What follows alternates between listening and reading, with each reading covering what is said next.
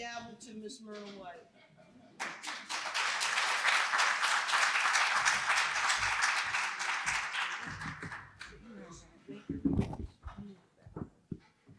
All right, thank you, Carm. I am so excited about this next year with the Chamber, and I do have some very defined goals, but you'll hear more about those later.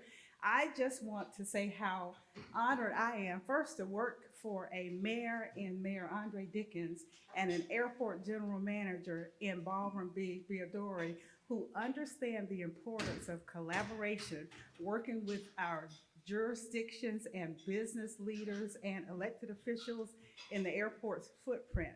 So it is especially fitting that we would be partnering, especially with the chamber that bears the name ATL Airport Chamber.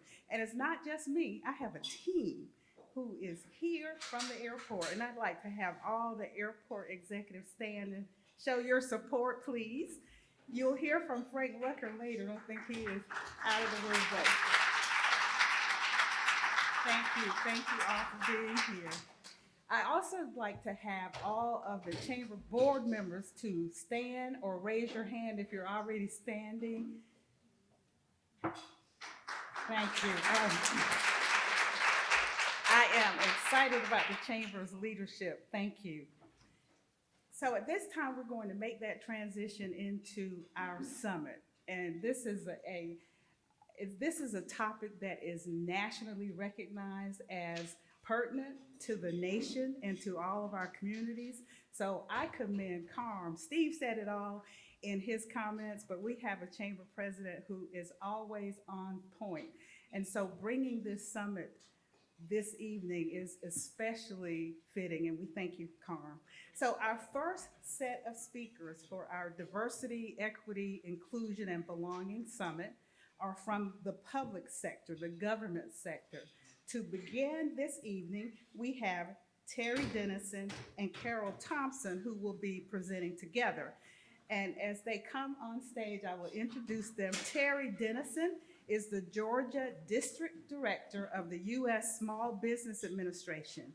In this role since May of 2002, she is responsible for overseeing the implementation of the SBA's financial counseling and training and business development programs for small businesses throughout Georgia.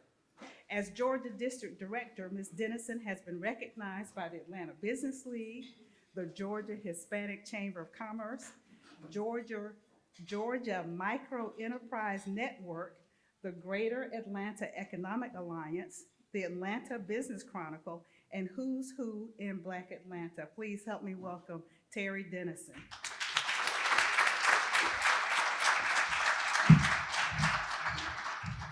Carol Thompson is the Area Director for the Office of Government Contracting in the Atlanta Office of Government Contracting.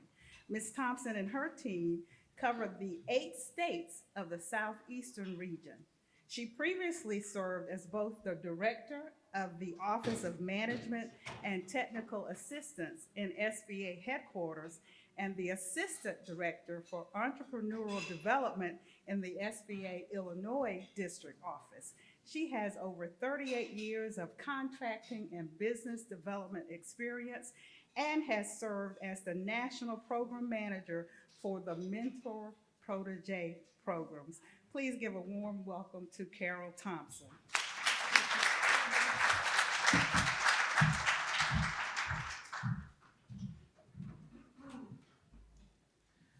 Good evening, everyone. With the time that we have, Carol and I would like to talk about the federal sector and conversations around equity and inclusion in that regard. And I'll give some comments, and then Carol will focus a little more in terms of subcontracting opportunities and issues and trends within the federal government.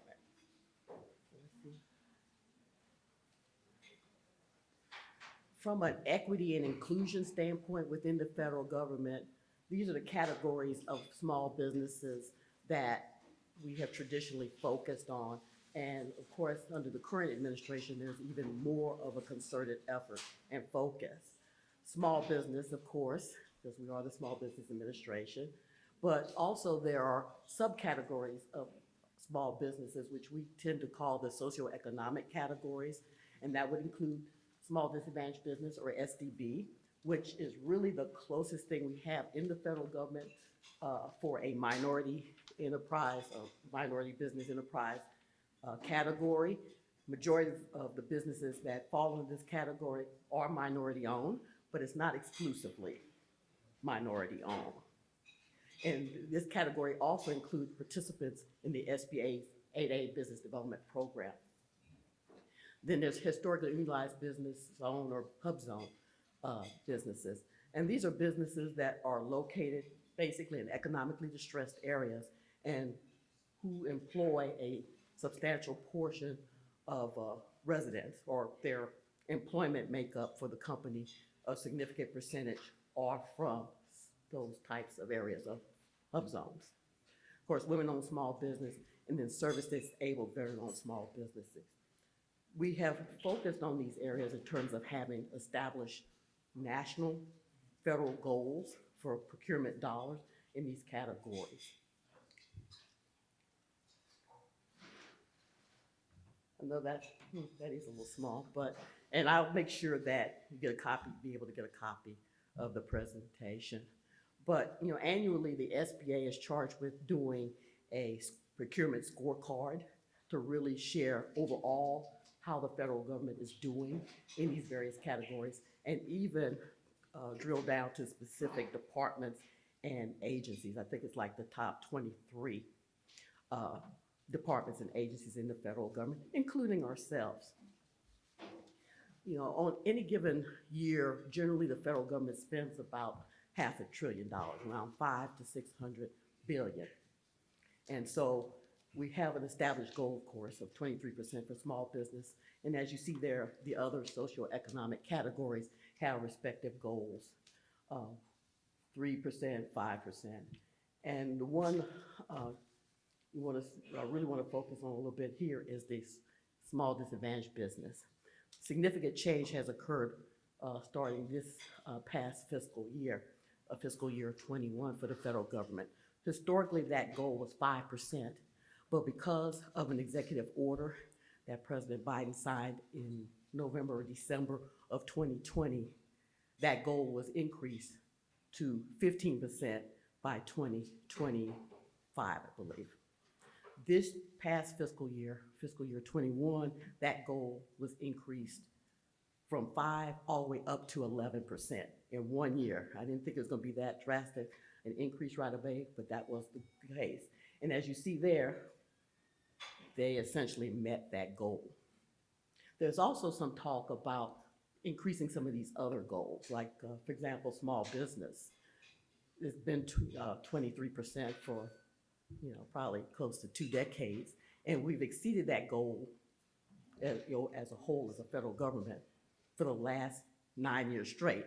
So it's like, okay, if the goal is that easy to meet, then maybe we need to make it more of a stretch goal. So keep an eye out for that goal possibly increasing, and then there's some talk about some of the other categories as well. I also provided the Georgia activity numbers because we want to know what's happening here in our market. And the one thing you can see from that is basically in all those categories for businesses in Georgia, the percentage exceeds the national goal percentage. So I thought that was something interesting and feel pretty good about.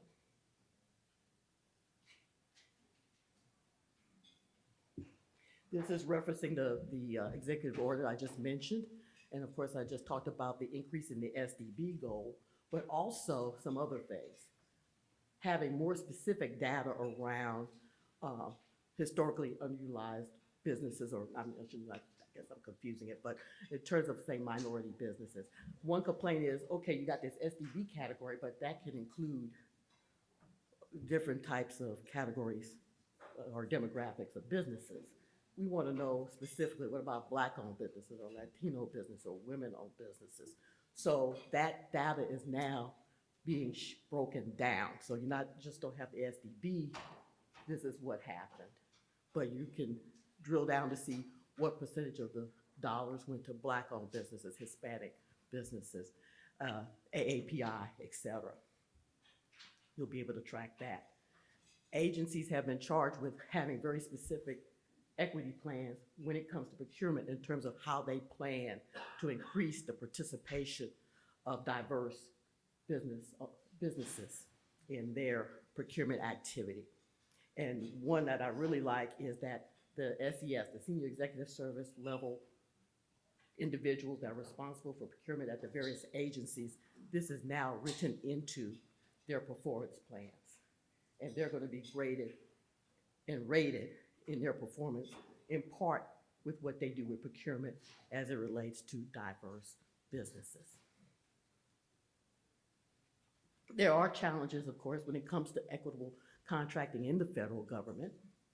One thing we've noticed is that there has been, over the past 10 years or so, a decrease in the number of new entrants, first-time businesses coming into federal purchasing.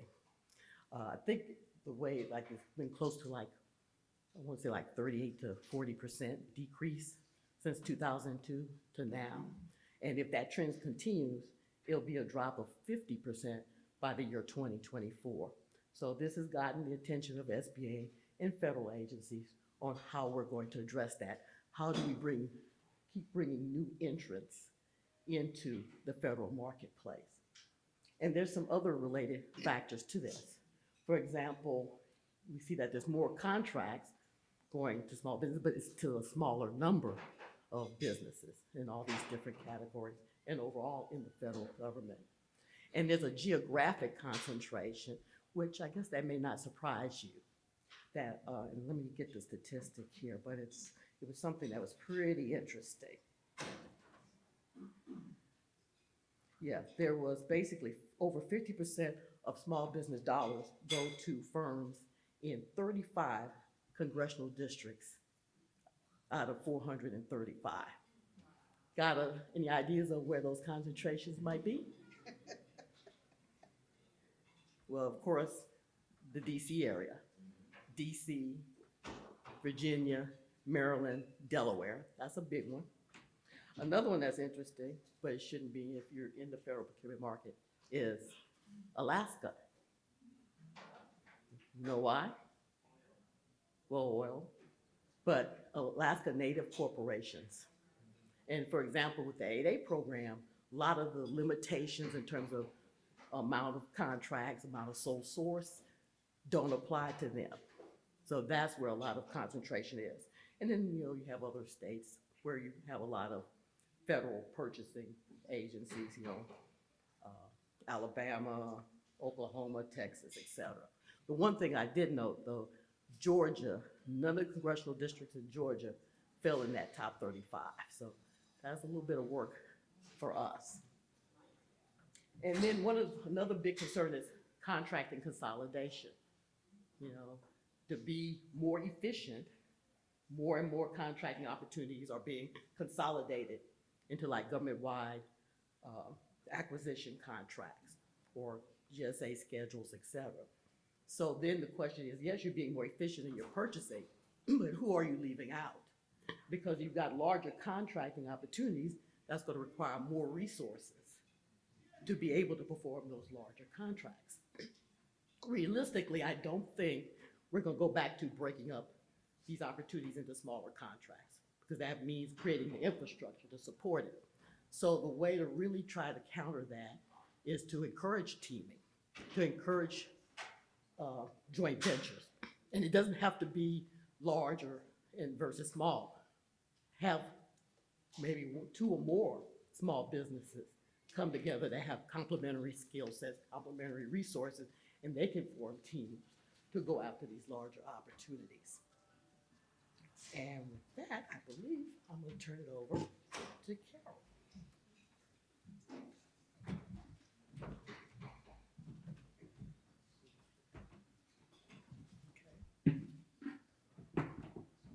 Good evening, everyone. I'm here to talk to you about the good stuff. I know you know all about contracting federal opportunities. I'm here to tell you how to get subcontracting opportunities. Those are the opportunities that you need to be going after. I'm getting ready to show you why, if I know how to work this, right? Ooh, okay. All right. Why subcontracting? Approximately 5,000 federal contractors with small business subcontracting obligations, which means goals, okay? 244.8 billion in total subcontracting at all tiers where a subcontracting plan was required has been given out. 78.3 billion in subcontract awards were to small business, which is 32%. 11.9 billion in subcontract awards to small disadvantaged businesses. That's 4.87%.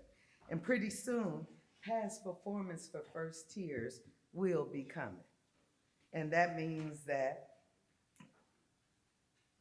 right now, subcontractors for prime, you can't use your prime work for references, but you will be able to in the future, okay? So if you're working on a prime, a contract with a prime, you'll be able to use that experience as a way to say you have experience. And you know, for a while, that's been stopping a lot of us from getting contracts right.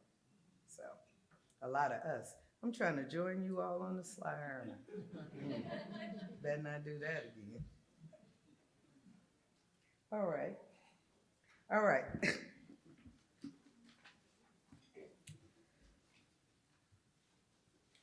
View directories. This is how you get small businesses find subcontracting opportunities.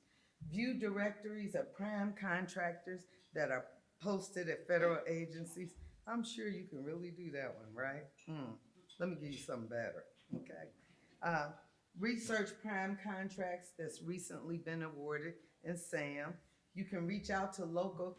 How many people even know what a PTAC is? A Procurement Technical Assistance Center is. Okay, all right then. Well, we gotta get better. Okay, we're gonna do better. We're gonna show you all. A Procurement Technical Assistance Center is where they have all kind of information to assist small businesses obtain federal contracts. They can help you. They're funded through DOD, and they will help you with all kinds of small business opportunities. They even have a low-cost bid matching service, and they provide prime contractor small business matchmaking. View subcontractor opportunities through Subnet, and you can find that on the Subnet, SBA Subnet website.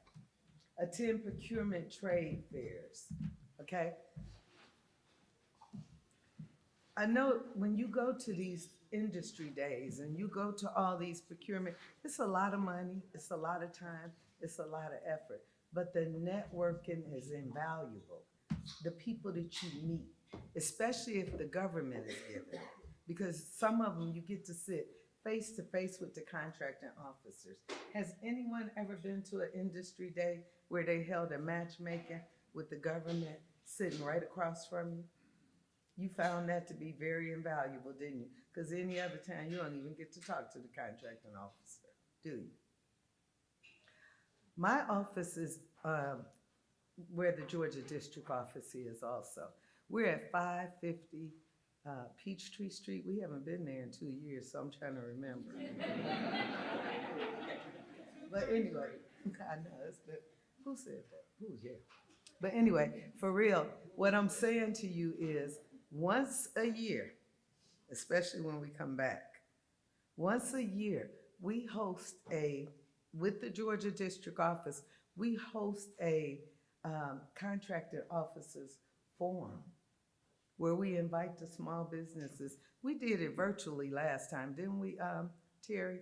And we did one prior to that in person.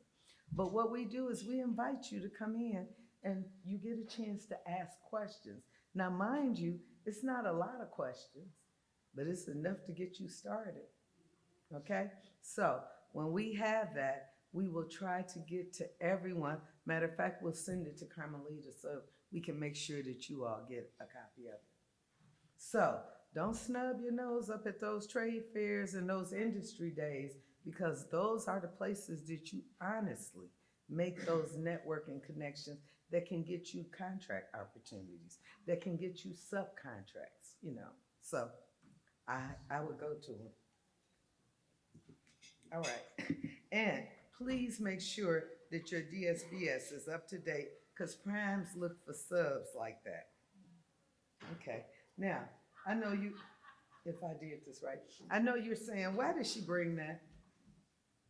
Well, okay. Why can't she stay on that is what you should be saying. But why did she bring this? The top 10 fiscal year 21 contractors with the greatest subcontracting to SDBs. Why did I bring that? Because those are people you need to get to know. Look at that. It's 10 of them with subcontracting opportunities available. Don't worry, Terry and I are gonna make sure you get this presentation. So you don't have to copy, take pictures, post, take notes, none of that. Because we'll make sure you get this. But, you know, people that wanna do matchmaking, they come to me and they say, I used to be the director of the Mentor Protege program, so it's very near and dear to my heart. I love it, okay? I think it's a great way to get experience, okay, that you don't have. So they used to come to me and say, oh, I need, you know, your help getting a mentor, you know, or you need my help getting a subcontract from one of these primes. No, you need your help. You know how to do it. You know how to talk to them. You know where to go. Did you say talking to the mic? Okay. Well, I think she was trying to tell me she wanted a subcontract. No, but honestly, whatever you all need, we are here to try to assist you with it. And we're just giving you a little heads up by giving you these, okay? We're just giving you a little heads up. All right. More information and updates, you go to www.sba.gov. You click on federal contractor. There's a list of all of us. I'm the area director for Area 3. I cover the states of Alabama, Florida, Georgia, Kentucky. I had to do this for y'all because it took me like 9 years to learn this. Mississippi, North Carolina, South Carolina, and Tennessee. It took me 9 years to get them and say them that fast, all right? But anyway, we are here to help you, and anything that we can do to help you all. I have a few cards with me, but I don't have many. So if you need me, I'm on the www.sba.gov. Click on federal contracting, and then you'll see area directors. You'll also see what's known as procurement center representative, which is my staff. My staff can help you with contracting issues, contracting problems.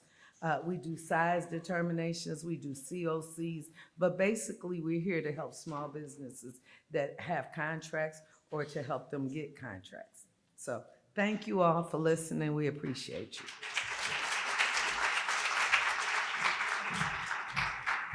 Thank you, Terry and Carol. That was some really good information. I'm so glad you're going to share the presentation so you all will get a chance to dive even deeper. And if you have questions, I didn't tell Carm this, but I'm going to ask you to send them to Carmelita so we can get all your questions answered. And we have gifts for the speakers, so Carmelita is going to present those to you. We really appreciate your taking the time to join us this evening. Do we have any elected officials with us this evening? All right, we always, yes, that's Clayton County School Board. Yes, thank you so much for being with us. We have another special guest. I talked about working for an organization that is so pleased to partner with communities. I also have a general manager who is all about putting women in high places in the organization.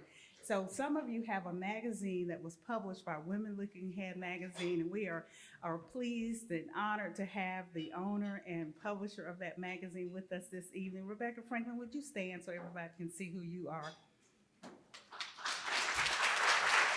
Thank you. Rebecca's all about celebrating women, and her cover says women who run the busiest airport in the world. And our general manager said last time I impersonated his accent, I won't do that this evening. He said, I thought I ran the world's busiest airport. Our next speaker is Bruce Bell. He has dedicated his entire professional career to the City of Atlanta and its supplier diversity and inclusion programs. During his 38 years of service to the city, he started when he was 5, look at that baby face. He has served under the past 7 mayors administrations, beginning with our beloved Andy Young. Although Bruce retired from the city in March of 2020, we couldn't do without him and brought him back to duty in June of 2020, and he continues to serve our great city as the director of the Mayor's Office of Contract Compliance. Please help me welcome Bruce Bell.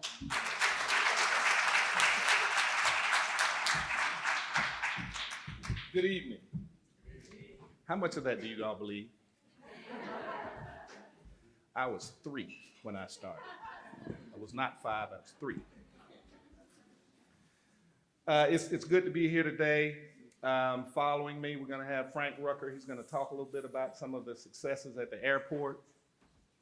But before we get into that, let's talk about the city's program. As Myrna pointed out, I started with the city back in 1984 under former Mayor Andy Young. Some of you may remember that former Mayor Maynard Jackson actually started the whole thought process of supplier diversity and inclusion. I got a chance to work under his administration the second go round as well. And so I remember being a youngster in the business, and Andy Young said to me, he said, Atlanta is gonna thrive through professional sports, economic development, and the Atlanta airport. He told me I was 25 when he told me that. And fast forward to now, that's exactly what's happening. So our airport is best in class, and they are spending in excess of $2 billion. Frank will correct me if I'm off a dollar or two. City government as a whole is spending in excess of $3 billion. I don't know if y'all heard me. 3 billion, billion with a B, okay? And I'm happy to report that we lead the nation in minority and female business enterprise participation per billion at 32%. Okay? Where is Terry and, where did Terry go? Did they leave? I want y'all to hear those numbers because y'all were awfully quiet when they were throwing around those little low numbers at the federal level. Okay, so I want to set the record straight. We lead the nation, all right? 31.5% on $3 billion annual. That is tops in the nation. We brag about it. We get phone calls from other governmental municipalities asking, how do you do it? And the answer is really simple. Leadership. You have to have a mayor who empowers you to run the program to its fullest. So when you tell me, here's the hammer, swing it if you have to, it makes it easy to do because you know you have the support from the administration. So I've been fortunate enough to work for all mayors who believe in supply diversity and inclusion, and it has helped us run the program in an A1 fashion. So let's talk about program highlights. The city's program is got some interesting dynamics associated with it. On contracts of $5 million and greater, we have a joint venture provision where a joint venture at the prime contractor level must consist of at least one certified minority or female-owned firm if we're spending local money. And if or we have a second program we call our Small Business Opportunity Program. We're also looking for joint ventures with certified small businesses. And that helps us get to that fantastic number of 32%. In addition to that, we have subcontractor participation programs where we're looking for 35% participation on small business contracting opportunities. And on our EBO program, which is our race conscious program, we have 25% participation for minority-owned firms and 10% participation for female-owned firms. So by show of hands, how many of you have an office in the Atlanta region and you are certified with the City of Atlanta's program? Okay, all right. And how many of you have actually won a contract, either at the prime or the subcontractor level? Uh-oh, so we got some work to do. All right, we only got a couple hands. Okay, so we're gonna talk about what I like to call the helpful hints in contracting, okay? But before that, let me ask the question, how many of you own businesses in the Atlanta region but are not certified with the City of Atlanta? Okay, is it just the two of you? Is this it? Three? Okay, so we got to get you certified. If you have a company in the Atlanta region, we got to get you certified. You missing out on a whole lot of money, okay? At least the opportunity, right? All right. Have the three of you considered getting certified with us? You've considered it? You don't want to do paperwork, huh? Is that what it is on the paperwork? All right, so there's one thing I always say about getting certified. Certification is only hard one time. That's it. The first time you fill out an application, you're running around getting all these documents, and you're, oh, do I really want to do this? But just remember, all you're going to do is make copies of everything we ask, right? Because pretty much all of the jurisdictions ask for the same data. So it's really only hard one time. You make copies of those documents, and the next time you get certified, you know what to get because you made copies the first time. Okay? So keep in mind, it's only hard one time, and don't let that paperwork get in the way of you making money. And you could always be lazy and pay somebody to do it. Yes, that's an option. Is that what you did? Is that what you did? No. You did. So now let's talk about helpful hints. I'm going to share some things with you. If you haven't gotten a contract with the city, or for that matter, any other governmental municipality, I want you to consider these things. First of all, we want you to attend pre-bids, pre-proposal conferences, outreach sessions, and programs such as this, okay? Because before you leave, you're gonna shake hands with a lot of folks that you didn't know.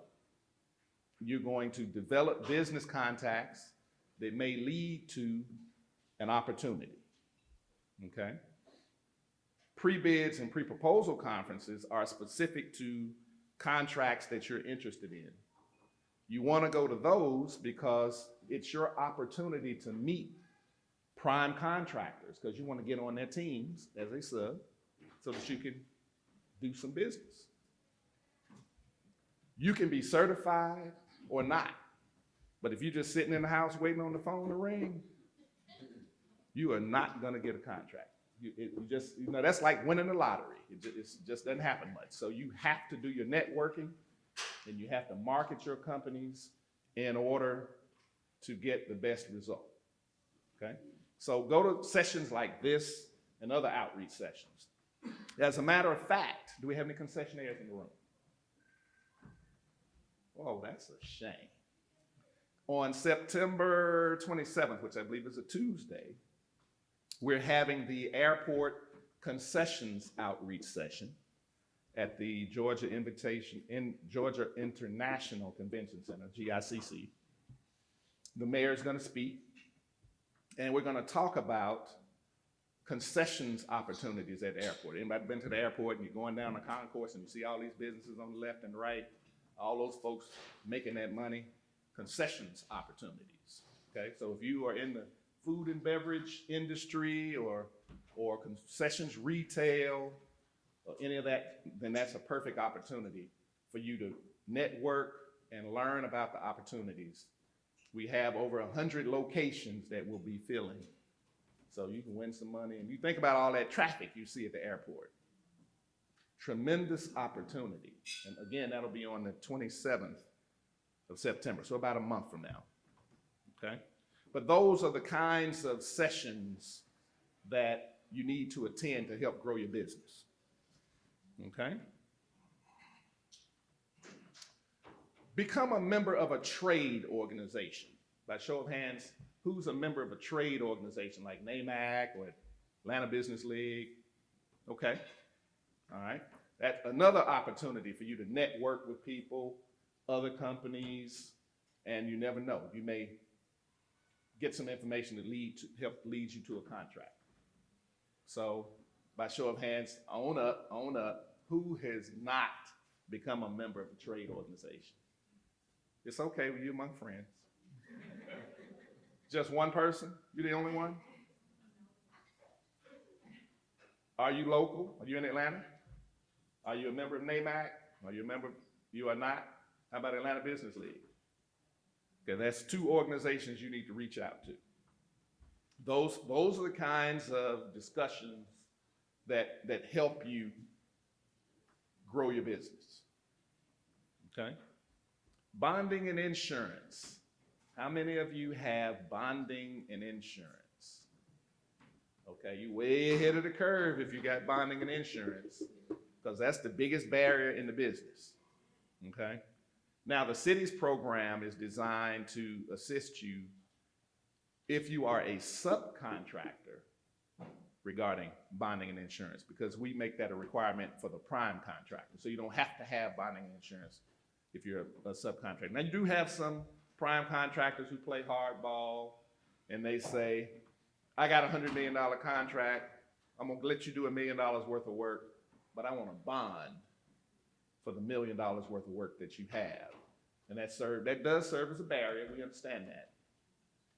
But they gotta have that participation, that 35% participation at the subcontractor level, and you can't get it by requiring bonding from all of your subs. So consider growing your business at the subcontractor level until you get to a point where you can afford bonding and insurance. Okay? Identify a mentor. Now this is a big deal, because if you don't have a mentor, you can make so many mistakes in business and lose so much money because you just didn't know. By show of hands, how many of you have a mentor? You know we got to go through this drill, right? Okay. By show of hands, how many of you do not have a mentor? Okay. How much money have you lost? None yet. You keep on. You just keep on with no mentor. You're gonna lose some money. You gotta have a mentor. Okay. How many of you are certified with GDOT? Okay. If you're certified with a local organization, whether it be the city of Atlanta, Fulton County, that's good, but you also have to get certified with the feds. So let me encourage you to get certified with GDOT. That puts you in the game to participate on contracts at the federal level, okay? Because they're spending a lot of money too. And the city gets money from the feds for a select group of contracts. And if you're certified as a DBE, or for that matter, an ACDBE, everybody knows what ACDBE is? Airport Concessions Disadvantaged Business Enterprise. Okay, that puts you in the game for those dollars, even at the local level. So you want to become certified with GDOT. And then last but not least, let's talk about that. What's this Carol? Where did Terry go? How could they, I'm trying to tie them into this, but they were talking earlier about matchmaking sessions. Okay, we do a lot of that at the local level, and those are some pretty good sessions. So, you know, in the industry, we call it speed dating. You guys have heard that term, where you get 2 minutes to give your elevator speech to a company. So you got 2 minutes before we ring that bell and you switch seats. You got 2 minutes to convince somebody that they should utilize your services at the subcontractor level. Those are matchmaking sessions. Those are really good sessions, and it keeps you on your toes, because the night before you got to practice you got to make sure I got my elevator speech right, because I could get some money out of this thing, but if I blow it, then I'm gonna have to eat Vienna sausages another night. Okay? So whenever you hear about these matchmaking opportunities, make sure you go to those. That is a good vehicle to meet a new JV partner or prime contractor so that you can be on those teams. All right? And so with that, is Frank around? Frank is that? Oh, my bad. See, look here. Myrna and I have an interesting relationship. She knows I'm gonna pinch her when this is over. Thank you. Thank you, Bruce. That was wonderful information. I love those helpful hints. Frank Rucker is the airport Senior Deputy General Manager for Infrastructure, and I need you to pay close attention to Frank. He is a hero in the aviation industry. He's a Georgia Tech grad, and I try not to hold that against him being a University of Georgia grad, but he oversees hundreds of Department of Aviation program management and construction management personnel to ensure that all aviation facilities meet or exceed industry standards. He has more than 40 years of experience in civil engineering design and project management, with more than 20 years of progressive experience in the aviation facilities industry, directing sophisticated, sustainable design and construction projects. He's got a rich history with Hartsfield-Jackson, having served as an assistant general manager for planning and development. He also was director of engineering, planning, and development, where he was responsible for implementing our capital improvement program, which is called ATL Next.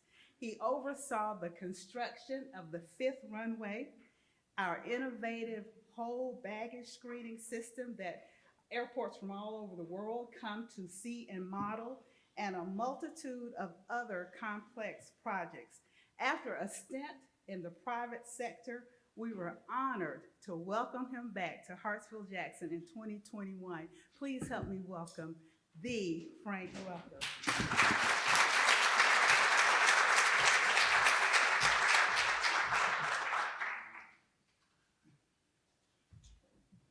I gotta get you to shorten that. But thanks for inviting me out. I think my time is about 5 to 6 minutes, so I gotta be quick, but I'll go through some very intense details about what our program is. And I think you'll find it quite, it's a tremendous thing we're about to undertake. We've been doing this since, I say 1999. So over the course of the last 2 decades, Hartsfield-Jackson has put in place probably in the range of $10 billion in its capital program. All right, so we're led by, of course, our Mayor, Andre Dickens, and our General Manager, B. Adori. Now, if B was giving this presentation, first thing he would say, when you look at that picture, what do you see? Just come on now, I ain't got but 5 minutes. Somebody got one response. What do you see when you look at that picture? What's that? I like economic development, economic opportunity. All right, let's put that economic opportunity. Okay, so of course our mission, we strive to be the world's best in efficiency and customer service. We are one team that works to basically continually connect our community across the world. Our core values, I care, where we deal with integrity, collaboration, accountability, respect, and excellence. Okay, now this is what, let me put my glasses so I can see these numbers. But Bruce mentioned the city of Atlanta's We are driven for participation. So the ATL Next program, which ATL Next program started in 2015, since that time, we've actually put in place $2.6 billion of work, of which we make a determination of whether or not we can get some diversity. We deem of the 2.6, $2 billion as being eligible for diversity. And of that, we did achieve about $684 million, basically going to diversity firms, so whether it be DBE, but the majority are in the EBO program. Now, he mentioned, and so in these contracts, we have 88 general contracts at the very bottom there, and the majority of those contracts are over $5 million. Thus, they have joint venture partnership with certified EBO firms. So that's why you really need to be part of that program so you can actually joint venture with some of these teams. And we also, over the course of that time, 282 vendors have participated in some of this work. Our pillars, as we go forward in the program, so when I came back last year, one of the first things the department and airlines wanted to do is go back and reconsider the program that started in 2015. So we had a $6 billion program, but we all knew there were other things that we had to do. So after going through just several sessions for maybe about a year, we finally settled on a $11.5 billion program. So we added $5.5 billion to the mix. We're focusing on renewal replacement. The facility is about 42 years old now. It needs some refreshing. We still do capacity increases, and we definitely focus on customer service. So when you start seeing things like the canopy, we're trying to make it a better experience when you come to Hartsfield-Jackson. So I want to go to another thing. So this just when you start looking at estimated value to capital improvements, we'll be working from a vertical standpoint inside the buildings and basically expanding the buildings. So that's the CPTC. Parking decks, we got a 10-year program of parking decks where we will construct a new deck and reconstruct 2 decks, the north and south adjacent to the terminals. Those in itself will be a $1 billion program. We're always doing inside work. Basically, our airfield is lifeblood of our facility, so it has to operate. And we do a lot of support facilities. So if you're riding on Riverdale Road at the intersection of Sullivan, right there by ATL Park Ride, ATL Select, that parking facility we just built, you might see a building going up. So we're continuously basically looking at refreshing our supporting structures.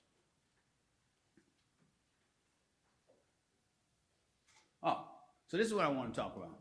Okay, so again, we did a refresh on the program. We had decided to add more projects to the program. So what you believe, now, when you look to the left of that graph, you see a navy blue, and it's if you look hard, that's a dashed line that illustrates where we are today. So I believe that number in the blue says 1.3 billion of projects completed and closed out. Just underneath the red line between the dashed black line is basically as another 1.2, 1.3 projects that basically are in the process, what we call active projects, and they have basically had invoices against those projects. But over the course of the 20 years, we've averaged about $500 million per year and basically paid out to contractors, $500 million. So this is what we call our tsunami. So as a result of the reprioritization of the program, it was decided that we need to ramp up production, if you want to call it that, at the world's busiest airport. So we are now striving to basically up our output from 500 million to, you see that curve at the very top, that's 1.1 billion above that blue line. And I always say, well, we probably won't be able to do that given the logistics of actually trying to we do an operation first, we do construction second, but we are targeting at least 800 million in output for the next 10 years. So the green represents projects that have already been approved by the airlines, so we go through a process for approval from all our stakeholders, and we already came to an agreement with the gray, which would be additional projects that will come on board as we begin to execute some of those projects in 23, 24. Now, what that says, over the course of the next 3 years, by the end of calendar year 2024, we will basically have started $6 billion of work, right? I didn't say complete, but we will have started. So that basically means either in the planning process, design process, or construction process, billion. I was talking to the mayor, so that second dashed line, I said, by the time your tenure is over, we will have completed $3.3 billion addition by the end of your first term. This is what we're talking about, the magnitude of what we have to do. Just quickly, I think I hit too many spaces there. Oh, okay, over that same period of time, we're gonna be working on about 180 different projects. We're doing real work here, okay? And so the distribution of those projects will go across various centers. So you see, we'll be doing work, if you do vertical work, so basically finishing, architectural finishes, things of that nature, you know, we are working in the domestic terminal, we're working in concourses A, B, C, and F. We're working concourse D, you may have heard, I may have seen an article in the paper about a small project we're talking about, $1.4 billion, basically reconstruction of the concourse. And we're basically starting that this fall. All right, so when we say we're gonna do something in Hartsfield-Jackson, you know, one thing you take on is that we're gonna do it, all right? So basically, Concourse E, we're gonna basically refresh that. It's 26 years old. We do parking structures. We basically extend tunnels and build trains, or extend tunnels, put more trains in the tunnels. We do airside projects, so we rebuild runways, rebuild taxiways. You know, we've got support facilities and, of course, miscellaneous renewal replacement. So this is just a list of procurements coming up. You know, I'm sure you all will get a copy of this. But again, the key number to take home, over the next 3 years, we will start or be working on 180 different projects that total $6 billion once they're complete. So I think I did that pretty fast, but, oh, now this is important. How we do our work. So we use different strategies to execute work. We do design, bid, build, where we go out, we'll design it and bid individual projects. We do design, build efforts. We do CMRs on major complex projects. So in the CMR process, of course, we retain a construction manager at risk and basically work with a construction manager at risk to procure the different trade contractors. So there's a lot of different methodologies we do. We did what we call a progressive design build on the tunnel. We have an on-call program, so we do large AEs, we do small AEs, and we actually now are starting a on-call CMR program. So we will put a lot of work through a CMR program, and we'll be having a lot of outreach sessions through those individual construction managers. And we do what we call managing general contracts of some of the smaller works we do. Bruce talked about this, but all the outreach sessions, and I think everybody who's made a presentation talked about the importance of it. We do our contractor roundtables, behind the scenes, industry days, development programs, as well as partnering with Purpose there. So please, you know, pay attention. These things, it's the networking and just keeping track of all the projects that we will be doing. Bruce mentioned this, but you got numerous concession opportunities. So over the course, there will be 3 or 4 major concession opportunities, biddings that will take place over the next 3 years or so, and hundreds of stores that will be refreshed as you go forward. Let's see. Oh, so challenges, and we talk about, and I can't see this, but we talk about inflation, you know, challenges to the program. Everybody, you know, inflation is real. So we're constantly trying to deal with that. Basically, availability of contractors.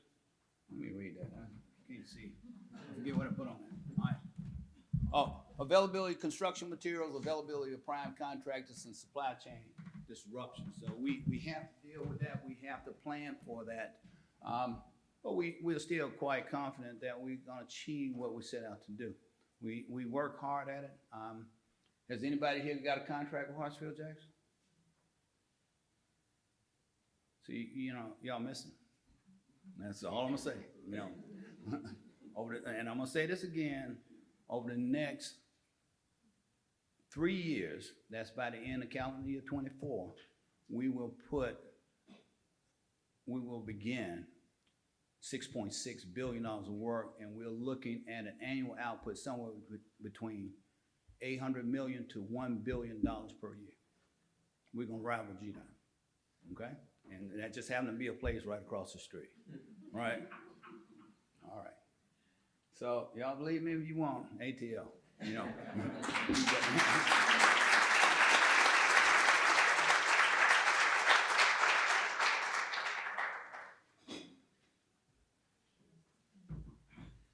Thank you, Frank.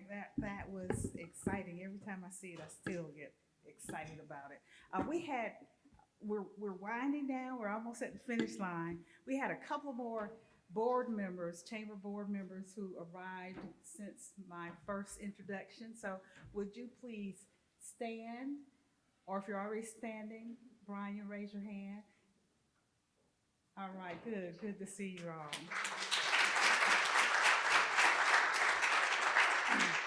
And I talked about how much the airport supports this chamber. We have the first female ever as a deputy general manager over operations, as public safety and security, maintenance of facilities. She has joined us this evening. Please help me welcome Deputy General Manager Jan Lennon.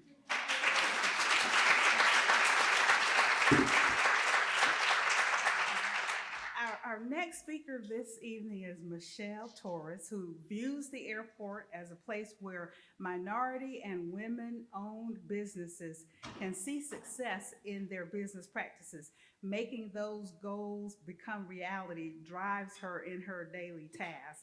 In her role at Charlotte Douglas International Airport, she's responsible for the management, compliance, implementation, and strategy for both local and federal diversity programs. Now, she has for us a video discussion, and we're gonna make it brief since we're a little behind and she's not here with us. Don't tell her I made it brief, okay? So she sent us her discussion by video. Hello, everyone. I'm Michelle Torres. I am the Office of Civil Rights Manager for Charlotte Douglas International Airport. And today I'm going to talk about the airport and the current and upcoming opportunities that we have available for small, minority, women-owned, and disadvantaged businesses. So just some general background information about CLT. Charlotte Douglas International Airport, or CLT as we refer to it, is located in Charlotte, North Carolina. We are a large hub airport. We are the 5th busiest airport worldwide for arrivals and departures, and the 6th busiest airport worldwide for passenger traffic. I know a lot of people don't typically consider CLT as a large hub airport or seeing a lot of passengers, but we actually do see about 50 million passengers or so a year currently, and that number continues to climb. We are owned and operated by the city of Charlotte, and we are experiencing an extreme amount of growth, not only at the airport, but in our region as well. Charlotte has been consistently growing and building. Even during the pandemic, things did not slow down much. We were still building at the airport. We were still seeing construction going up all over the city, and our continuous growth now and into the future with all of our future plans really contributes to the city and the economic development of the city and really the whole region. So you're probably wondering how my team and my role relates to the economic development and opportunities that are available at CLT. Well, I am the manager of the Office of Civil Rights, and the Office of Civil Rights covers all federally funded airport civil rights programs. We are responsible for the compliance, implementation, and strategic initiatives and development of all of these programs. And the programs really were created to break down barriers for participation for minority and women-owned businesses at the airports, and also for some of the other passenger-related service programs such as ADA or LEP. These programs were created to ensure accessibility and equal access to individuals with disabilities and with limited English proficiency. And so the programs that my team covers are the Disadvantaged Business Enterprise Program, or DBE program, Airport Concessions Disadvantaged Business Enterprise Program, ACDBE, and those two programs really cover our contracting and concessions opportunities. Americans with Disability Act, or ADA, Davis-Bacon wage requirements, which pertains to all of our construction projects, Title VI requirements, and limited English proficiency, or LEP. And the ADA and LEP and Title VI requirements are mostly geared towards our passengers and passenger services. We also have a second team called the Business Diversity and Development Team, and they oversee the City of Charlotte's diversity program called the Charlotte Business Inclusion Program, or CBI as we refer to it. And the CBI program applies to all non-federally funded projects. The city certifies SBE, MBE, and WBE firms, so small business, minority-owned business, and women-owned business firms. And that team partners with my team at the Office of Civil Rights for outreach and business development initiatives. And the city is currently going through a disparity study. We do one every 5 years to make sure that we are on track with our diversity and inclusion initiatives on our city projects. And that should be wrapped up sometime, I believe, at the end of this next year. Sorry, I stepped away at the wrong time. Thank you, Carm. That was good. That was good. All right. So, our third group of speakers will represent the corporate sector. Janet Shahaki is the founder and CEO of Janssen, and within the military market, she is a sought-after speaker on such topics as brand positioning, market intelligence, and strategic communications. She serves as an advisor to military leaders and civilian executives, and is one of a few select business leaders invited to teach a military commander's course for the Institute for Defense Business on the campus of the University of North Carolina at Chapel Hill. Please help me welcome Janet Shahaki.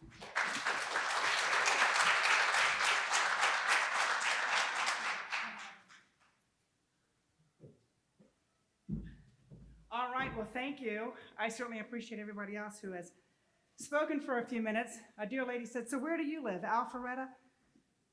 Roswell? I said, I live in Virginia. She said, oh, Lord. I say that sometimes too, but earlier this year, Janssen, we put an office down here in Atlanta. And why did we choose Atlanta? Well, you've got a great airport. And I wasn't paid to say that, I really mean it. You've got a great airport. When we think about the clients that we serve and the location that we needed to be, Atlanta just made sense. When we came to Atlanta, we didn't have a client in Atlanta, but we knew that God was calling us to Atlanta to start our next office. And so we have our work in Huntsville and other places, but Atlanta just made sense. So I want to thank you. We've been welcomed. Over here, Mr. Stephen Klausing is the head of our Atlanta operation. We wanted to be close to Georgia Tech. We wanted to be close to SCAD, Savannah College of Art and Design, and others. Because out of our Atlanta office, our amazing team that we're building down here is focused on our facilities modernization and our workplace transformation. Fancy term for saying, let's reimagine your space and let's tell a story. So I'll give you something real quick. So I want to give a shout out real quick to women-owned small business. Are we here tonight? All right. So in the Army, we're going to say, huh? All right. So, and I started my company back in 1998. But God set the conditions that in 2008, we would go into the military market, not because I had served in the military. So let me tell you something, that's not a market you just wake up one day and decide you're going to go into. And my dear friend here, back here, Deidre, she wants to break into the military market. And you know what?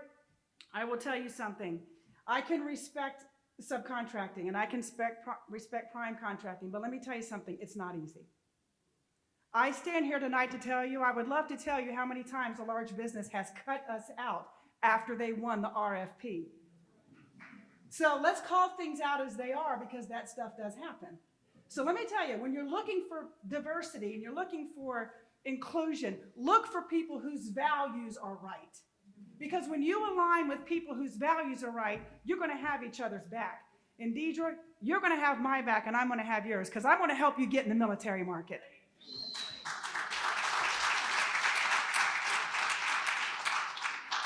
So let me me tell you, it's been my sincere honor and privilege to own this company, but you're only as good as your team. And let me tell you, when you're looking for fit, because belonging is all about fit, right? And the reason I believe that Jansen has been such a great fit within the military market is because we believe their values. We have a passion for the mission. And that starts with me and it runs all the way down. Something else that starts with me and runs all the way down is that Jansen is a woman-owned and managed small business. I get really upset when I see a woman-owned small business and she's nowhere to be found. So it's important that we hold on, and if you're the female, run that company and run it well. So I also wanted to share that I think it's important as I look over our success that we've had and these guys, and there are just a few of them here tonight, and the rest of them are scattered in different places. A lot of them are at the Pentagon and Fort Belvoir and other places, and we can't leave out the Marines, the great work that we do for the Marines. So let me tell you how I broke into this market. The gentleman who said tonight, sir, thank you, your emphasis on mentors. Find you a mentor. I agree with that. Listen to them. Let them drag you around and talk to them and let them introduce you to their battle buddies. And most importantly, follow through on the commitment that you made at the time of the sale. So I'll just close by sharing this. Our first big military account came at a small place out in the middle of nowhere, Utah, called Tooele Army Depot. I'm like, I've skied in Salt Lake for years and never heard of this place. But, you know, we went out there and we were going up against some big companies, but the commander loved our passion. You can figure out where that comes from. She loved what we brought to the fight. We won that contract. She then gets promoted to a position at a 4-star command. So when an opportunity came up, she called her friend. She said, I believe y'all can do this. And here's what they asked. Can you brand our building? We'd never done that before. Can we see? I thank God they didn't ask if they could see our past performance, because we didn't have that. No, wouldn't have that. So they asked, now the Corps had just finished building the building. It's a 144,000 square foot building. And so I fly down to Huntsville and I go, can I see the building? And, oh yeah, we want to make sure you all can do this. And of course you have to act like you can do it. Oh yeah, we can do it. Absolutely we can do it. Not a problem. And I didn't know how much money. I have no idea.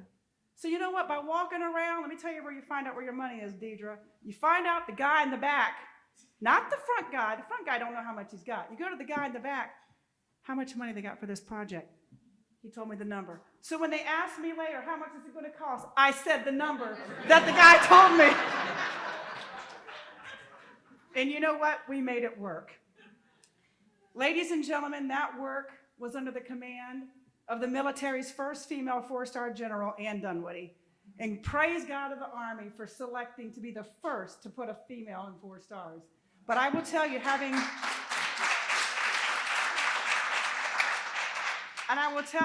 worked for her command and under the time she was there at AMC, that lady made it to the top, not because she was a female, it's because she was a great leader and she was a soldier. And that's what did it. And I think we need to remember, fall back on your skill and do your job and do it well. And General Dunwoody still to this day is a very good friend. But they asked me, can you brand the building? And I said, well, if you're looking for someone to throw some pictures on the wall, we're the wrong company. But if you're looking for a company to tell a story. Now here today, ladies and gentlemen, our work in facilities modernization and workplace transformation, it's growing rapidly. We're reimagining spaces for people. But the way we reimagine it is we find their story. And I think a lot of organizations today have forgotten your story. You know, that's the heartbeat. Anybody can throw some paint and carpet on the floor and paint on the walls, but find our story. And so when we did the building, I'll tell you this great story and I'm going to wrap it up. So, you know, when you serve the military, especially at 4 stars, they have quite an entourage, right? So I'm told we got to brief her. We had the date and I get a phone call. Hey, she wants the date moved up by 2 weeks. I'm like, 2 weeks? And they're like, okay, we'll be ready. So we're working like 18 hours a day, and I'm flying back and forth every week, not from Dulles to Atlanta, but from there to Huntsville International Airport. And so the night before the briefing, I have to brief her deputy chief of staff. And he's a little shorter than I am, so I had a privilege standing over him. And I'm practicing my presentation, and he said, no matter what, don't tell her we're not on schedule. I said, but we're not on schedule. You guys awarded this contract. No. In other words, don't tell her the truth. Well, and he says, no matter what, you keep your speech to 30 minutes. You keep this presentation to 30 minutes. I said, okay, I got it. So the next morning, so let me just say this real quick because I can't get away without saying it. That night, I stood in the lobby of that building. It's at 10 o'clock at night, and I prayed. I was going to brief the military's first female 4-star general, just a girl from Manassas, nowhere, Virginia. So if you can't tell me that God can't do things, he can. And I stood there and I just asked for God's favor over that meeting. That next morning, that big old entourage comes in, and boy, she comes out, and I said, it's go time. And I walk out there and I put my hand in hers. She and I hit it off. We're walking through. She loved it. She absolutely loved it. What's the one question you think she asked me? Are we on schedule?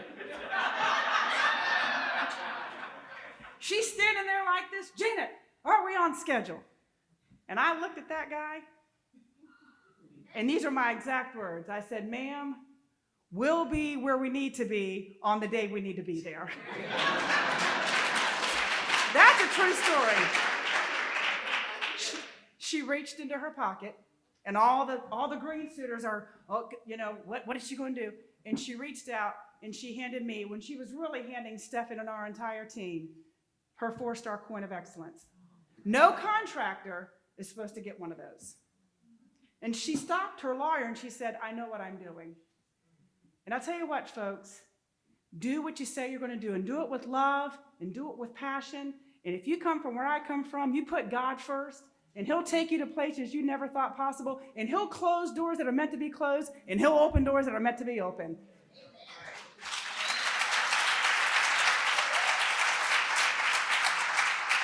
So I want to close by saying this. I believe we need to drive demand for equity and fairness. One thing I love about Georgia is you got over 14,000 churches, unlike Vermont, who's got 600. So you guys are doing all right. So let's drive demand for equity, and let's drive development. And I love what the gentleman said about the work going on at the airport over the next few years. And let's drive dependency on our God. I want to quote one person. He's a native of your state here, Dr. Kenneth Boa. I don't know if any of you know him. He's an author and theologian. He says this, I quote, the responsibilities and pressures of this world clamor for our attention and tend to squeeze our inner lives and starve our souls. But let there be a reminder that this life is but a brief pilgrimage designed to prepare us for eternity. Folks, the only thing with us is what we truly believe.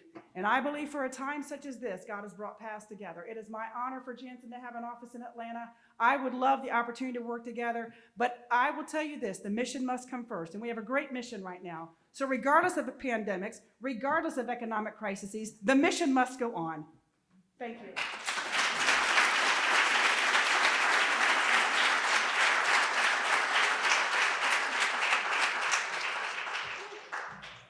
Someone said, ooh, exactly. That was inspiring. I'm telling you.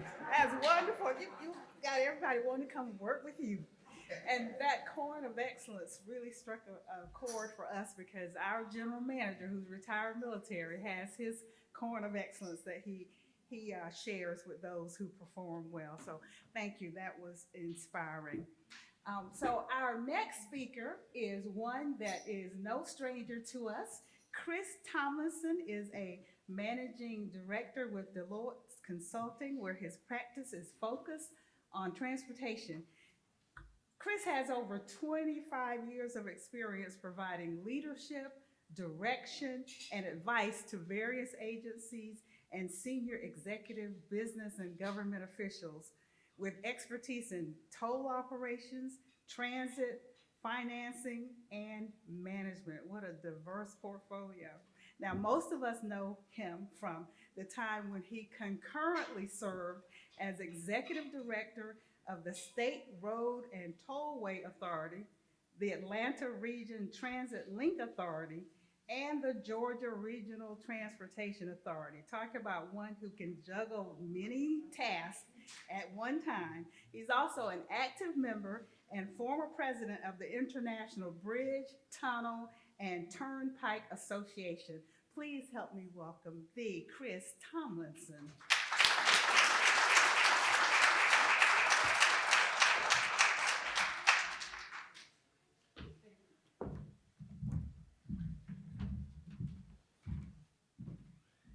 even with all that, it's intimidating to follow Janet. All right. But actually, I think a lot of what Janet was saying and was talking about really actually tees up a lot of the things that I want to talk about. So you heard I spent a lot of time in the public sector, but now I'm in the private sector. And I'm going from awarding contracts to seeking contracts, going from evaluating teams to being in a position of influence to help bring about changes in who we team with, who we partner with. And that's something that is very important to me because I've been on the other side and I've seen some of the practices that, that primes have done. List somebody who you may have never even done business with before. If you're lucky, sometimes they are planning on using you. Other times, they're trying to make sure they hold on to the work themselves. And that just fundamentally has to change. And Deloitte, everyone knows Deloitte, everyone thinks of audit and accounting, but we're actually a very large consulting firm as well. And so I want to talk a little bit about what Deloitte is doing in our efforts and what I think it means for the DBE community. So I'm going to give you a little bit of history, but I just wanted to jump to the point. You know, Janet talked a lot about mission.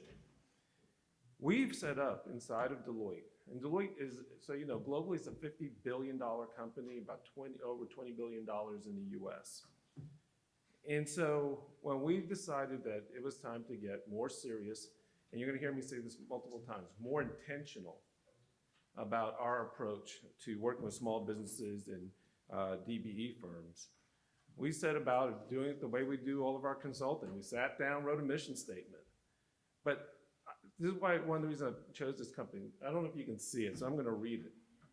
Our mission, when it comes around our supplier and supplier diversity initiatives, is to create lasting wealth for historically underrepresented businesses owned by people of color, women, persons with disabilities, LGBT, veterans, and others. Collectively, we just call them diverse suppliers.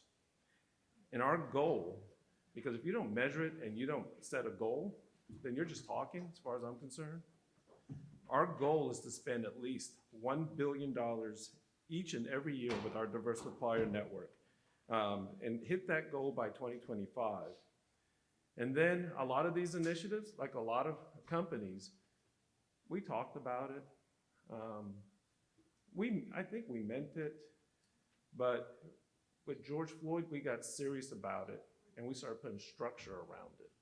And so these goals came out in 2021, the $1 billion annually, and then specifically to start spending $200 million by 2025 per year, in particular Black-owned businesses. You can't just get there overnight, and you can't get there without a plan. And so we started to build an organization around it and set our plan so we could identify these diverse suppliers. We had to recruit them. We wanted to do the development because people like me who've been on the other side, I'm all about DBE, but when I was on the agency side, watching people learn how to partner and dance, if you don't think we can tell, I'm putting my old agency hat on, if you don't think we can tell that the first time you ever talked to them was after the RFP came out, and the last time you talked to them before the kickoff was whenever you got their last edits, we know. So those companies that are doing these mentor protege programs, it's key. As much as I was for it, I didn't want to see people learning to dance on my dime. And a lot of that responsibility is on the primes. You know, the DBE firms are there, ready, willing, and able to move. So a little bit of background about what we do and how we do it and how we're intentional about it and the results we're seeing. So I already mentioned 2020 is when, as a firm, we collectively got serious about it. I don't want to take away that the firm was doing things before then, but I want to be upfront about that was a major change. First thing we did, we were smart enough to say, as a firm, we need to talk to the suppliers and bring them in early on so we can understand the issues. In 2021, though, we decided we also need to go public with it. There was a very real concern that this was just a temporary thing. Everyone is charged up and they're focused on it now. So our response to that was go public with it, publish these goals. And in 2021, we started doing what we call our DEI transparency report. And of the big four accounting firms, I believe we're the only ones that publish that. A lot of it's internal, but it also gets to our supplier side. You can find it on our website. If you Google Deloitte DEI transparency report, our 2022 report just came out in July. And that's where that goal of spending $1 billion per year was by 2025 was first published.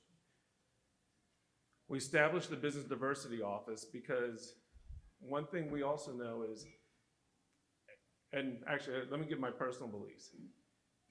It's not good enough to say you're going to create an environment that fosters this and says it's okay and hope that it will naturally, organically happen. You have to be intentional about it. And so we created an office, a Business Diversity Office, who's focusing on it and who's reporting on this. And we've woven it into all of our processes. In June of 21, we already set the organization, the structure, and we started coming up with our strategies to get there. And we actually hit our goal. In FY22, we had a goal of $826 million. Remember, the goal was for 2025. We had $1.05 billion per year spend with DBE firms. And our goal in 22 was to get to from $47 million with Black-owned firms. We hit $65 million. So we're still on track and moving towards the $200 million by 2025. And so what did we do when we hit that $1 billion goal? Because we hit it early. We didn't just stop and say, okay, well, I guess we need to raise the goal. So now we're at $1.2 billion. By 2025 is where we want to be, $200 million more per year. If you're wondering how to do business with Deloitte, go online because here's what we're finding. These initial numbers that we hit, we were able to hit because we were intentional about it. Now that we've hit them initially, we're worried about the growth being incremental from here. It's about finding the firms. You heard a lot tonight about opportunities that are happening in Atlanta with the airport. I used to work with the DOT. There is a multi-billion-dollar construction program. See my brother from HNTV nodding because he knows all about it. He's managing it. So talk to him. But seriously, we're talking anywhere between 11 and $16 billion in projects along the top of the perimeter. And right now, when I was there, and one of the things he's worried about is, where are we going to find all the companies to do it? There's not enough engineers, there's not enough construction firms, and even to hit the percentages that are being set for this, we're worried there aren't enough, there's not enough capacity, not enough firms to do it. So the opportunities are there. The last thing, because I think we're going to do a panel as well, it starts internally. We spend a lot, we have a lot of opportunities, we're doing a lot with contracts, but what are we doing internally? And if you take a look at that report, you will also see what's happening inside of our company, where we are with their percentages, and we have a lot of room for improvement. Very proud to say, and it's something you should look at and ask yourself about some of the primes you're working with is, what's their percentage of minority representation inside those companies? But dig deeper. What's the percentage of minority or diversity and representation at their board levels? Because that's what's going to sustain and create the change. We have a long way to go in our company, but our percentages are actually higher at our senior leadership levels on our board than in the company. And that bodes well for the future and how we will sustain it. So with that, I will close up.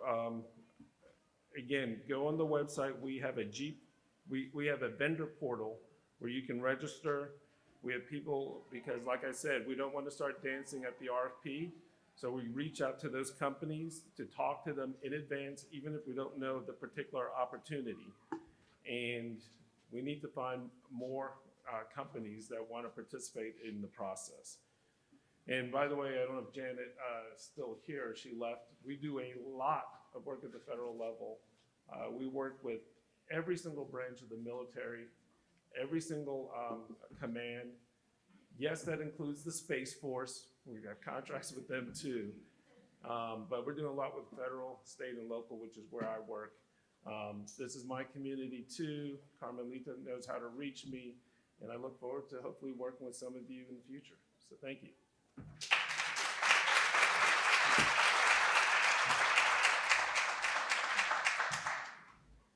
Thank you, Chris. That was enlightening. We're glad to see the progress that the Lord is making. Our next speaker represents a company that we're all familiar with. Vicki Irwin Avery is the General Manager of Supplier Sustainability and Equity at the Southern Company. She collaborates with corporate leaders, business unit purchasing influencers, diverse business advocacy organizations, and entrepreneurs to build relationships that support the development and growth of small and diverse businesses. In her role at Southern Company, Ms. Irwin Avery leads comprehensive strategies and programs that improve and build on the positive impact of partnerships with diverse suppliers. Please help me welcome Vicki Irwin Avery.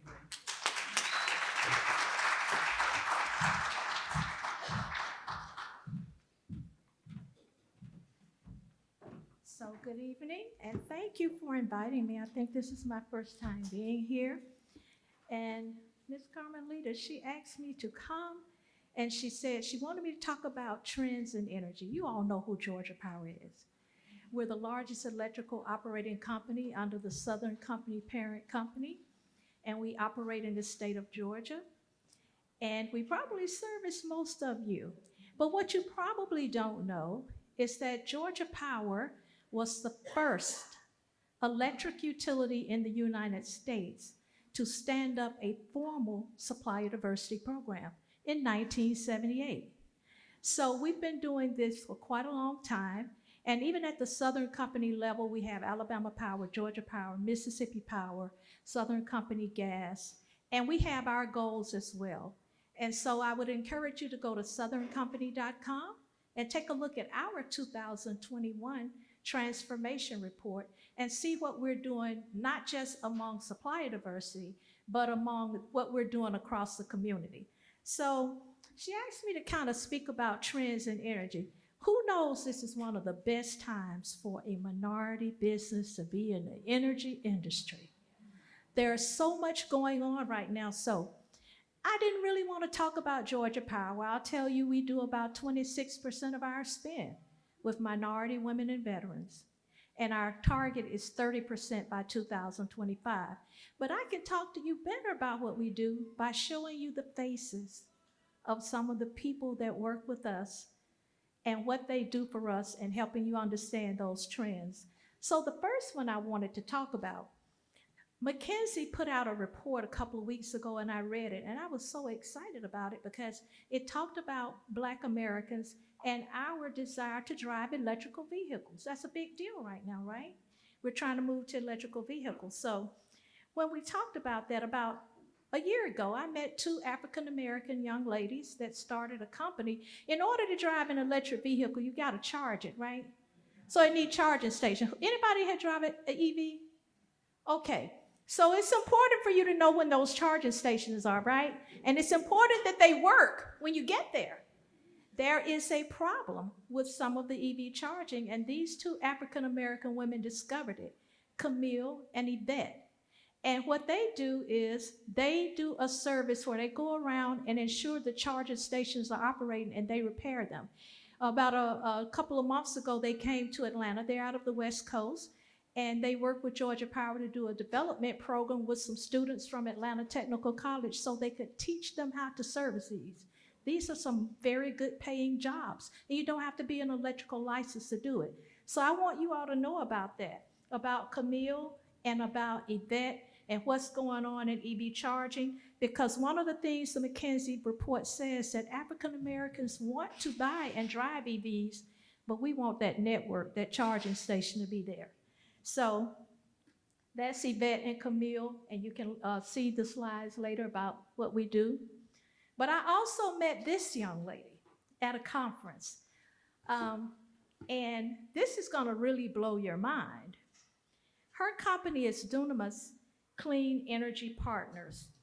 She's out of Detroit, but guess what they're doing? They have opened up a manufacturing facility in Detroit where they are making EV chargers. African American woman-owned company making EV chargers. And I wanted to share this with you so you could see these are some of the trends you want to go to, what you want to be looking for, what's going on in energy. And this company, they are so well put together. I met them at the Edison Electric Institute. And if you look at what's going on with the Biden-Harris administration and the money that's going into the EV charging infrastructure, it's a good way for us to start to look, how do we pivot away from doing some of the other businesses we've been doing with the electrical and the energy industry, and how do we go to something else? There is the President Biden set an important target to get to 50% of EV sales by 2030 in the United States. So if we're gonna be spending that kind of money driving EVs, then we gotta get out there, right? And we gotta start taking our business in that direction. Go to somebody else. Now this person, I get a chance to go to New York and meet with some of these equity advisors. And I met this young man, and we were doing all these, if the partner, they're looking and evaluating his business. Do they want to invest in his business? How many of you know that there's a such thing called the circular economy? Who's heard of it?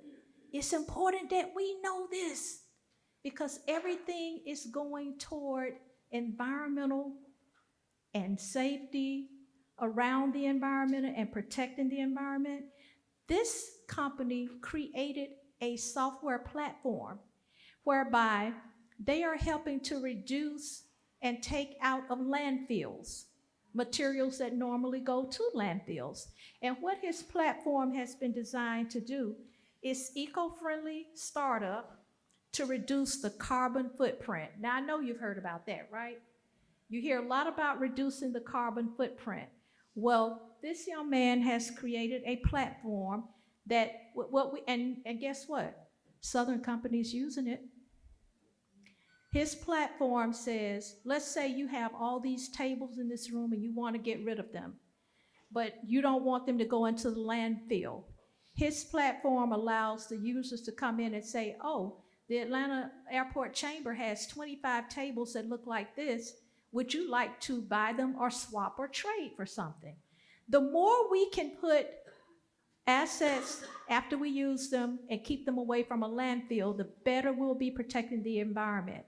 Even when we close down our assets in the utility industry, we have to do something with that. We don't want to put it in the landfill. You can go into some of that and take parts out and reuse them. So I wanted you to see what the face of the circular economy looks like right now. It looks like some of you. You probably wouldn't have thought of that. So I wanted to introduce you to the circular economy, and this is what one of the data points that I wanted you to know. By 2030, the circular economy is estimated to be worth $4.5 trillion in economic output. Be aware of that. The next person I'm going to talk about, I met her maybe 2 years ago, and it's so crazy. She lives here in Atlanta, but my friend in Houston called me and said, hey, do you know her? You need to know her. She needs your help. This is Chloe Guidry Reed. Chloe developed a technology platform by where any business, small, diverse, even any business, you sign up on the platform and corporations connect with you through this platform. She does a lot of engagement through the platform. The suppliers can place their profiles out there. The procurement teams can engage with you online. Because guess what? You want to sell everywhere. Just because I'm here in Atlanta, somebody in another state may want to contact me. This is a great engagement tool. And so I worked with Chloe for about 2 years. It's a B2B platform. She's an African-American female that developed this. When I first met her, she was probably doing maybe $300,000 in revenues. We've gotten her up over 1 million. She's probably approaching 2 million by now. And guess what? Southern Company invested in her, and we use her platform to connect with our diverse and small businesses. And technology, to know that we can do these things and it supports the electric industry is very key and critical. Because I know you probably just think about us as the lines above overhead, right? But I got another story for you. I don't have her picture up because they told me 5 minutes. Michelle Pierce is an African-American female that moved her business from Saginaw, Michigan here about a year ago. She now has 13 crews working for Georgia Power, and they're the ones that help construct and do the work on those overhead lines. Millhouse Engineering, the largest civil engineering firm, Black-owned civil engineering firm in the United States, is here, working for Georgia Power and Southern Company. Guess what we did for them? They're a civil engineering firm. We need civil engineering, they do that for us. Well, we said, hey, what about using some of your transferable skills, and let's set you up in a new line of business to generate revenue. Because we're all about putting people to work here in Georgia. So we need some minority companies to come set up so we can create some jobs. So we help them stand up a vegetation management firm. And you may see them going across, cutting the trees away from the lines. That's a Black-owned firm that Georgia Power built. We helped them to stand up. They knew nothing about vegetation management, but we knew they had all the other skills to do it. So we gave them a mentor and we helped them develop their firm. So now we have an African-American firm that does vegetation management for Georgia Power, and we're gonna expand them too. Trust me on that. We have Young Management is an African-American company. I know you've heard about all the money Georgia Power is investing in getting our grid more resilient, so that power coming to you is more reliable.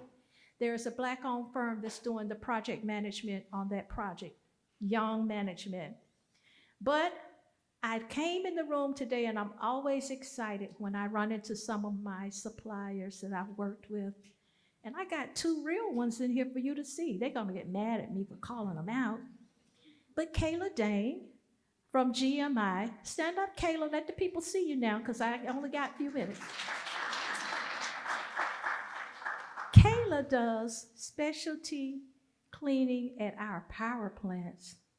And during COVID, she came in and did a lot at our power plants to keep us safe as we kept generating power so that you could work from home remotely. So thank you, Kayla. Kayla is one of our long-term suppliers. And I don't want you to think that I only talk about technical people and all of that, because we do have employees. We want to make sure that diversity, equity, and inclusion, it runs through every vein of our company. And I want to introduce you to Miss Nancy Lewis. Nancy has been doing work with us. Has Nancy left?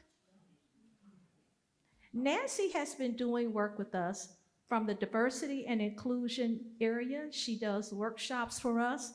So that's another African-American company, minority company that we're working with.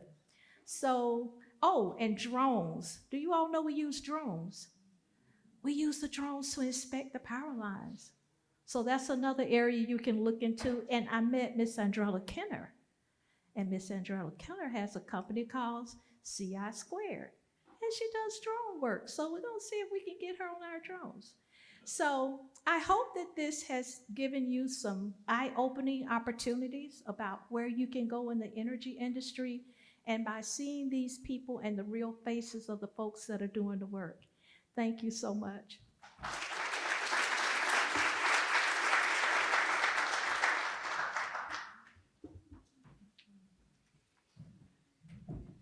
Thank you, Vicky. That was fascinating. And then to be able to have people in the room who are actually working with Southern Company, I'm going to feel better about paying my power bill next time.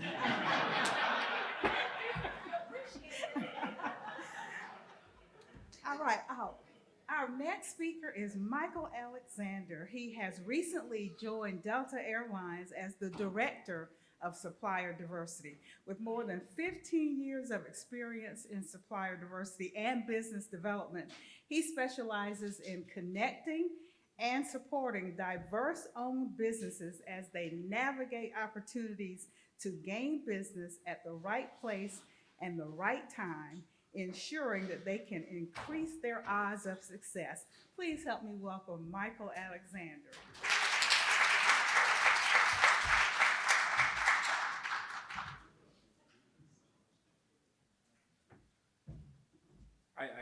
I didn't know what order I was going to go in. I just kind of sent my information, and I knew this was going to happen, that I would be the last guy, like, you know, all these amazing speakers, and they like, go wrap it up. So I don't know what's coming after me, but there's been some amazing people, and I hope you guys are just taking in these nuggets. I mean, we don't take this lightly. You know, given this information, it's important for us to educate, develop, show up, be present. You know, 6 months into Delta, 19 years at Target. And with both careers, I will give my full undivided attention to someone that's manufacturing something in their garage and someone that is mass producing in China. Because to me, those nuggets are going to help them develop, and I'll check in with them. You know, I'll see you at the next conference. How's it going? So don't take these moments lightly. Invest in your business the same way you would invest in yourself. You know, show up, go to conferences, network, connect. So I'm going to try to fly through this because I don't know, man, these guys were so amazing. I'm just like, I don't want to talk about this. But also I don't have the cool glasses like Frank, so this is a real story. I am scheduled for LASIK surgery in 2 weeks. So I can tell you what I can remember here. So as I mentioned, I just recently joined the Delta family, and I can't express how happy and proud I am to be with this company. Delta is to Atlanta what Target was to Minneapolis. And they are ingrained in the community, and I want to continue that, and I want to elevate that actually. You know, these are just a little bit of history of Delta. Delta was started in 1925, became Delta in 1928. You'll see some of our key hubs. I don't know if any of you had an opportunity to fly into LaGuardia or LAX, but we remodeled those terminals, and I mean, it's phenomenal. So if you are there, check them out. Very proud of that work. As you may or may not know, but Atlanta is our largest hub here, you know, in the country. So this is Ed Bastian, our CEO, and basically what this says here is that this is not a check the box for us. This is something that we're really passionate about, and you know, we have our commitment from our CEO. And I love that I have had an opportunity to meet with Ed and talk about our strategy and where I want to take the program, and I'm fully supported on everything that we're looking at. So this is my team. So started 6 months ago, and I had 2 people, and then it dropped down to 1. So now I have 4, one that's starting September the 1st, and I have a full team there. And to give you a little more detail on what the responsibilities are. So Christian on my team, she manages, you know, our corporate real estate, IT, and legal.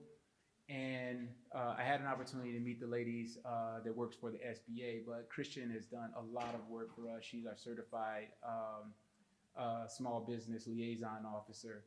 And then I have Andrea. Andrea recently started the team a week ago, and she has marketing events. She also has onboarding services. And then she's working on some special projects that we want to bring back to Delta, just really kind of creating like a vendor summit. How do we bring vendors on site and get that one-on-one education? I mean, it's great that we go to these different conferences, but when I go to a conference, I don't have the privilege to bring all of my procurement partners. But when we bring our vendors to our headquarters, then my procurement partners are available. So we're going to try to get that going again for us as well. XL is my more tenured team member, which is only 2 years. He has ACS, cargo, and logistics. These are a lot of things that's applicable to this audience here. He's been amazing. He's really ingrained in the community here, so he's going to manage a lot of our local and regional partnerships with a lot of the advocacy partners. And then Makita, she starts with us September 1st, and she's going to be looking at a lot of the forward-thinking things. You know, how do we launch a global initiative? You know, what are we doing from a supply diversity mentor program? So I created the mentor program when I was at Target, and you know, we had a focus on HVAC suppliers, and we wanted to focus on Black-owned HVAC suppliers because we had a strong initiative. As you guys talked about, I heard the name George Floyd. That happened in Minneapolis. That happened in our backyard. Philando Castile happened in Minneapolis. That happened in the backyard. So we had to show up and look at what can we do better. So, you know, I proposed that, you know, where do we look at the low-hanging fruit? And HVAC was a category that had a lot of spin and a lot of potential to integrate. And we brought in a dozen suppliers for a 6-month program. They met once a month.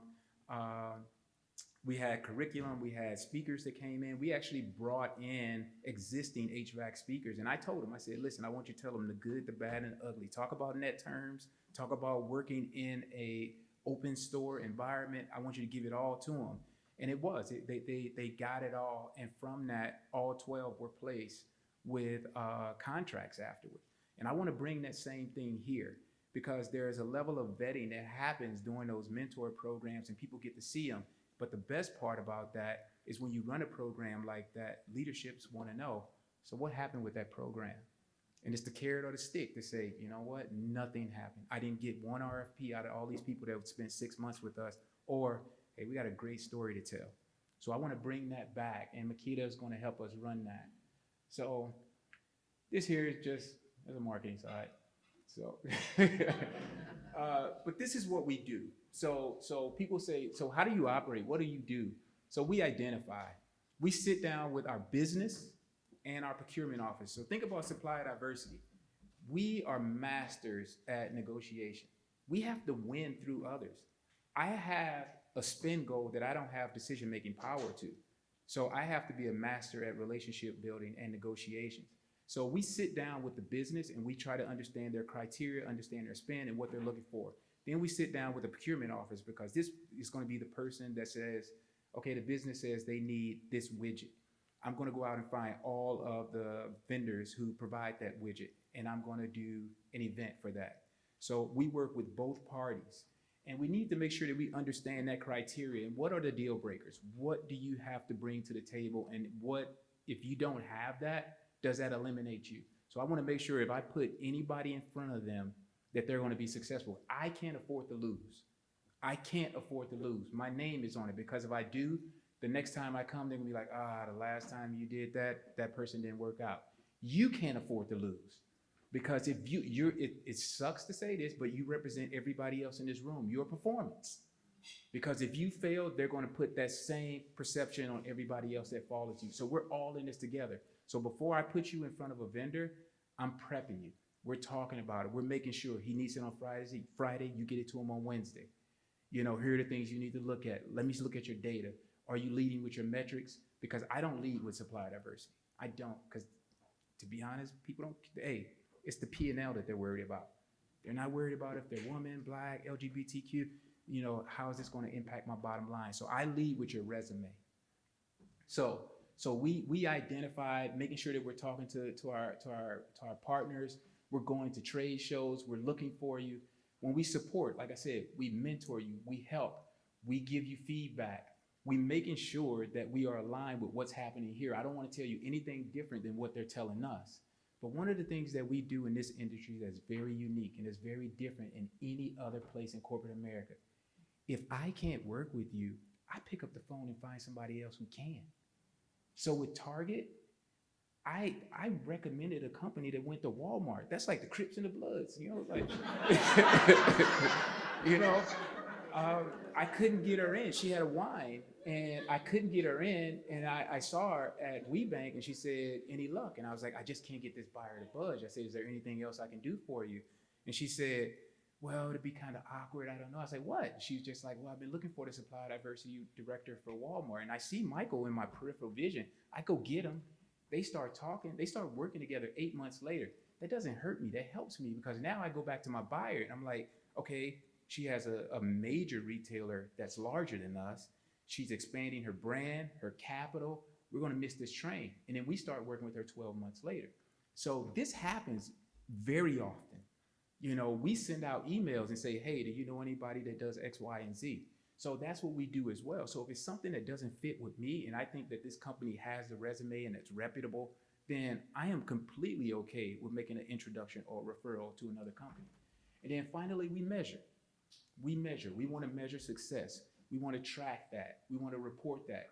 And when you're talking about some of these large primes that we're working with and we're giving millions and millions of dollars to, we want to hold them accountable. Are you outsourcing? Or are you sending any of this business to diverse companies? And I'm trying to get that in the contract to where we're saying it's non-negotiable, that we need to set a goal for it. So that's what we do. Thank you. So this is a list of what we source. And like I said, they'll send this out. This is a shareable document. So, you know, it's pretty much everything. You think about ACS, legal, cargo, logistics. I sort of mentioned those when I talked about what my team supports. And then this just really, I think Bruce hit on a couple of these things about, you know, being prepared. You know, we run the risk is on us, you know, so we want to make sure that you are prepared. So, you know, you have to qualify for this business and you got to be real. You know, you understand like, okay, this may not be, I may not have the scale to work with a large company like this, you know, so make sure you have that in your understanding when you're talking to these companies. And here's something that I think you all should put in your purse. Did I say purse? That's so gentle. I'm sorry. In your pocket. But when you go to these conferences, come with a plan. Don't just have your eyes, I want to talk to Target, I want to talk to Delta, I want to talk to, you know, in the room, there's so many MWBEs that you can do business with too. If you are a marketing company like print marketing, everybody in here use business cards. Why don't you, 10 of those contracts is one of these big contracts. So build your portfolio and your resume up through your peers and your colleagues. Because I always ask people, you're saying, so is Delta hiring diverse companies? How many have you worked with? Have you hired any? Because that'll be a great story for you to tell when you come and sit in front of me. You know, like my diverse spend is 20% of my annual revenue. Share that story, walk the walk. You know, you have to support this. We're all in this together. I'm telling you, we are all in this together. And I'm talking about women, ethnic minorities, LGBTQ, disabled, veterans. We're all in this together. We're all fighting the same struggle. And I will tell you that the face of supply diversity will probably change in the next 15 to 20 years. Because right now, supply diversity is set up to where it is generational wealth. I want to work with this Black-owned company and help them build their revenue. When you look at what's happening now and what you're hearing, it's economic impact. Everybody's talking about economic impact. So what economic impact is, we're working with this company that's hiring and investing in this community. So now the wealth is being spread. So how do you become that company that's hiring from the community? So think about that. And that was my last slide, but I do want to share a couple of things with you that I wrote down here. And I sort of alluded to a couple of those things. You know, one of the things that I often tell a lot of people, and you can be honest with yourself, is, you know, think about how you're branding yourself and how you're marketing yourself. If you're not in the room, does your website speak to your business the way you do?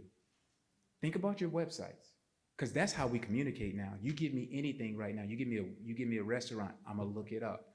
You know, you give me a company, I'm gonna look it up.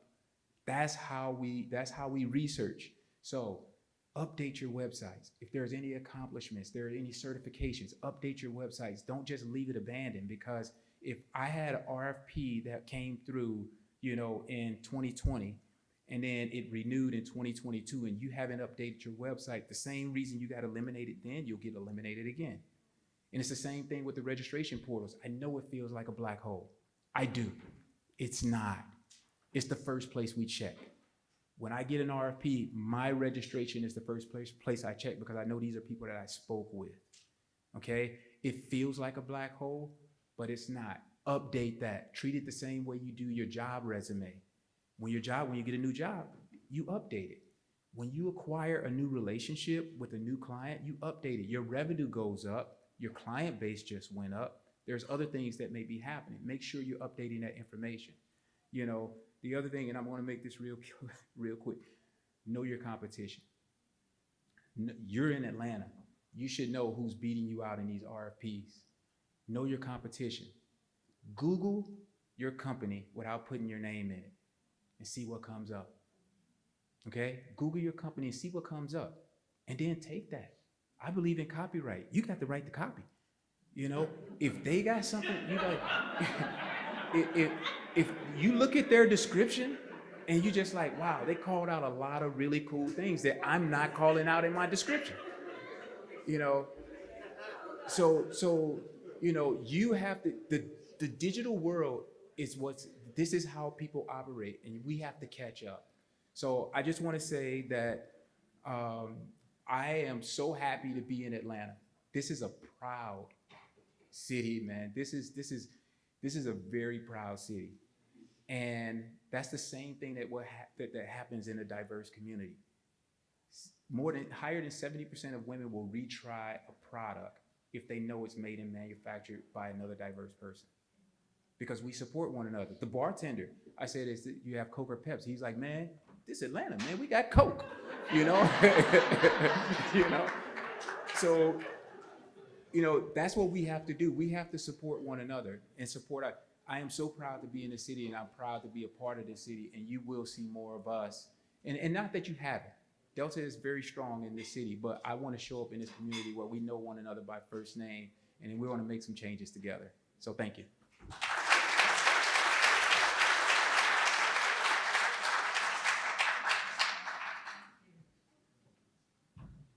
Michael, you were awesome. I can tell you, Delta has found a jewel in you, no doubt about it. You gave us some hard truths that are really going to help us.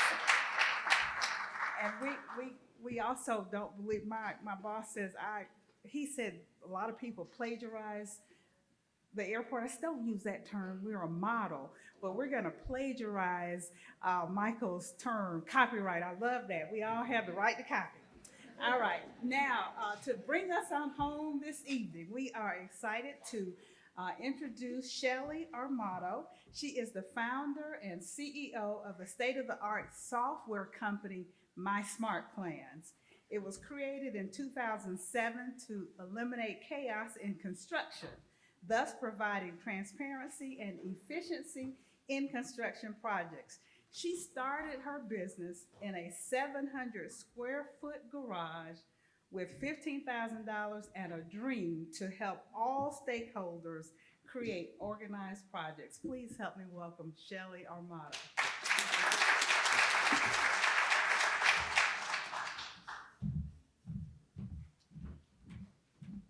Okay, so first of all, I shake the tree wherever I go. So we're gonna go ahead and shake some trees here. My company was founded in a garage in 2007 with $15,000. I am a subcontractor's wife. And in this market, that means I'm a scam. I'm a sham because a subcontractor is like, hey, get your wife to open that business because you know you'll get all these contracts. I am also totally naive to the industry at this point. So I write a check, we start this blueprint company thinking, wow, this is a really good idea. We realize that the printing is all messed up. Like, what are you talking about? Because my husband was the largest commercial painting contractor in Kansas City. So if you're ever in Kansas City, his company was just announced as, his company closed, he works for me now. But anyway, but it was just announced one of his projects was the top train station in the world. And that's how he proposed to me. So anyway, it's kind of a deal. But what happened was life is happening for us, not to us, we believe. He bid a project for the Corps of Engineers. He bonded it for $1 million. At this point, he's been in business for 45 years. So I'm sitting here tonight listening to all these ideas about, well, just bond it. Let the contractor take care of you. I'm gonna stand before you and say, don't you dare, unless I'm on the project. So the problem is that the construction industry is not for us. The average project is 130% over budget. I'm gonna lower the microphone. And the challenge is that the contractor has one agenda. He is going to make his money. He doesn't care about you. He doesn't care about me. He cares about one thing. He's banking on the change orders, and he's making chaos because the owner will never be able to hold him accountable. So I'm standing before you. This is kind of really new. My company just got valued at $740 million. I mean, I'm shaking because I can't believe what I've done. I am the professional cold caller of my organization. I've been in the White House 4 times. I don't take no for an answer. If someone tells me no, I ask the wrong person, and obviously they don't have the ability to tell me yes. So this morning I was in Kansas City. I was speaking at a conference. On Friday I got a phone call, and they said, can you be in Atlanta, whatever today is? And I said, not a problem. I told my husband, I'm like, babe, give me a first class ticket. I'm flying to Atlanta. I got to be there at 6:30. And he looked at me and he goes, Shelley, do you realize you're speaking at 11 o'clock in Kansas City? I said, what's that got to do with me? I'll talk fast. So our company was founded out of a complete financial disaster. I had a Disney World life. This is my 3rd marriage, by the way, which I have a big ring to prove it, because this time I'm like, you know what, dude? Get me a ring that I can sell, because I had a little failures in the first place. I have 3 children. Most men in my life bet against me. This is going to be a great Netflix story, I'm telling you. But anyway, I just want to stand before you and say that it is possible. Everything is possible. And you better be resilient. You don't need money. I'm sorry to tell you, you do not need money. I had people come after me. They're like, well, are you in the seed stage? Are you in the venture stage? And I'm like, dude, I'm in the money-making stage, and you can't afford me anyway. I mean, stop playing this game of thinking that money is going to make you something, because money is not what's going to make you anything. What's going to make you something is tenacity, courage, resilience, and the ability to stand before people that you never dreamed you could have. I've been in the White House, like I said, 4 times. And I mean, this was from a cold call. I'm a professional cold caller. Do not tell me no. I am not accepting that. I mean, like, there is something we can do different. There is definitely something we can do different. And whenever I started organizing these projects with my technology, I have a PowerPoint, but it's really boring, I don't care. I was like, wait a second. You mean like 18% of these documents go nowhere? You mean like we're bidding these, we're not, because we don't bid. But anyway, someone's bidding to do the tile. A lot of times they go after the minority contractors. Here, give them a chance. They don't have all the documents to bid the project. Yet you're expected to be held accountable for this idea that you do. So as we were speaking, as the conversation was going today, I wonder who tracks how many minority businesses go out of business. I would really like to know, because mine almost did. The largest contractor in Kansas City, it was a $1 billion project that I was on. They tried to change the meeting minutes. But see, we're the gatekeeper, so this can't happen anymore. We don't say you can't change them. We just go back to the owner and say, Mr. Hospital, do you want us to change these meeting minutes from 6 months ago? And we called the owner, because the owner was our client. I got a certified letter. Hey, yo, girl, you're really cute and all, but you are just a woman. You're out of business, literally. And I was like, hang on just a second. Do they not know who my father is? Seriously. Let's just talk about this. So I declared myself to be David. I'm swearing I'm writing a Netflix series, because what happened in the majesty of someone trying to take me down rose something up inside of me that said, I am no longer willing to tolerate the whole, I gotta not fall off the stage. This is what the Corps of Engineers did to me for 7 years.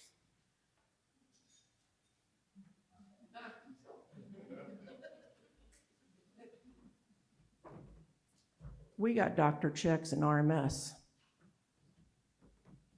So this is my new position. We do exercises before we go in. Let's all practice this together. I just closed my first Corps of Engineers project. It was the first time in the history of the Corps of Engineers there was no modifications, no document manipulation, which I hope I can put on the Netflix series and I get sued, but are you kidding me? And no pending litigation. I stand before you to tell you, I had no idea what I was appointed to. I had no idea what I was saying yes to, but I would not have had it another way. And I promise you that if you're willing and you have an idea, God will not give you an idea without funding it. And he's not gonna fund it with what we think funding is. He's gonna say, hey, I wonder if she's willing to pick up the call and call the president. Yes, she did. I mean, it's an option. So anyway, I found out on Friday, the Corps of Engineers is moving forward with us. I found out on Friday, JFK is moving forward with us. I found out on Friday that the VA is moving forward with my company. I have no salespeople. It's me. I have, of course, staff. But I decided that, you know what? If I'm gonna do something that I'm gonna have on my headstone that says, she was the storm to their trailer park. That's what it's gonna say. Because I promise you that I have seen too much. I've been naive. I really believe people wanted to do the right thing. I was at a conference, a lot of lawyers recommend us. I was at an American Bar Association conference, and one of those top 10 lists of the contractors that was on there that they were encouraging you to go do business with, this is the gospel truth. I got a Ganville. I walked up to him. Again, I'm naive. I really think that there are good people in this world, but not in the construction industry, any world. No. And I said, sir, my husband witnessed this, which my husband is kind of passive. I said, sir, I'd like to give you my card. My name's Shelley Armato. I'm transforming the industry. I know you're really big and you do this. And he said to me, he's got his martini and he turns around and he said, I would never do business with you. I'm like, did you not see my resume or my DNA here, sir? So anyway, at first I was like, because this was a really big conference and I tried not to make it obstacle, but I can't help it. Anyway, so I said, could you just out of human decency turn around and look at me? Could you just turn around and look at me? And he turned around and I said, I used my famous line, you're gonna wanna keep my card. He goes, well, I sue the Corps of Engineers. He said, I win every time. They can't defend themselves because they don't have the documents to defend themselves. And I said, well, sir, you might wanna keep my card and look me in the eye because I am the storm to your trailer park. I will no longer tolerate this. And so my husband's like, damn it, Shelley. I mean, could you just not do this? I'm like, no, I can't help it. I mean, I'm thinking about the kids that are in school, that they don't have enough money for lunch, and the schools that now don't have air conditioning, and our kids are suffering because these federal projects are over budget, underdelivered. The contractor will never walk away. I'm sorry, you look at me really seriously. The contractor can just keep the checks coming because no one can defend it. Just is what it is until I showed up. So if you're on a construction project and you can do something about it, call me. I will fly down. I mean, I like to fly first class. I really want a jet. But anyway, I laughed when I was writing this today. I was like, you know what? Okay. She's like, can you send me your bio? I'm like, oh my God, okay. I have an assistant for this. So anyway, this is what I'll leave you with. So in Kansas City, there's this football player called Patrick Mahomes. And so anyway,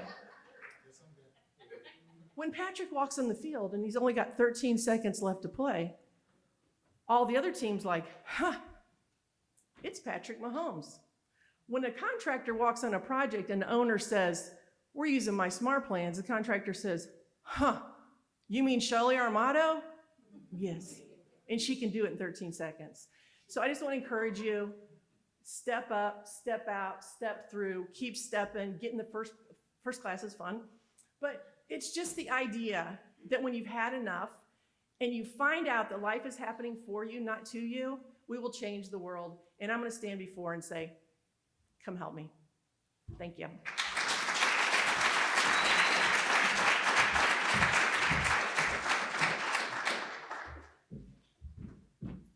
My goodness, we've had some great speakers this evening, have we not? Also, let's give a round of applause to Jimmy Riles. Jimmy Riles is our IT intern. We came in today thinking he was enjoying the program, and our PowerPoint crashed, and he fixed everything like in 5 minutes or less. See, that's why I carry millennials in my back pocket. In 5 minutes or less, so let's give him a round of applause.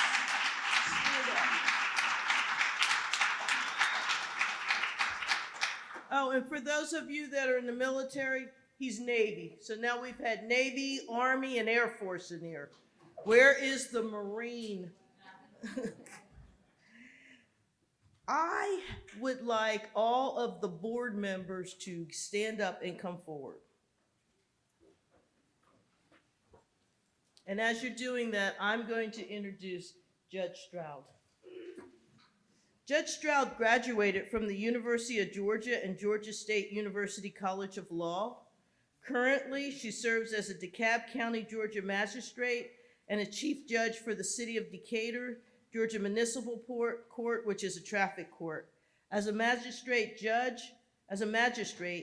Stroud presides over the DeKalb County Misdemeanor Mental Health Court, which is a certified state accountability court. She has presided over the Misdemeanor Mental Health Court for 12 years. She was Star Accountability Court Judge in 2020, and in August 2017, Judge Stroud was the only judge and one of 14 non-federal members appointed to the United States Department of Health and Human Services Interdepartmental Serious Mental Illness Coordinating Committee. Let's give it up for Judge Stroud.